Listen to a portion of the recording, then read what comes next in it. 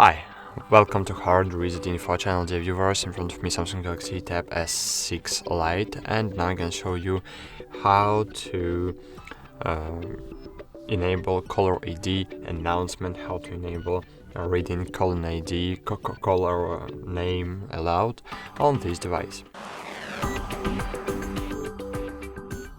So to do it, just open the phone application. Then click on the three dots button on the right up corner of your screen and click Settings.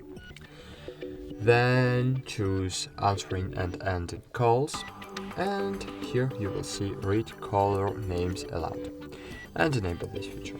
You can click on it to set it up. For example, you can enable over Bluetooth and headphones only, or always. I want to use over Bluetooth and headphones only, so I will use this option. So that's it. Thanks for watching. Like this video, subscribe to our channel, and bye.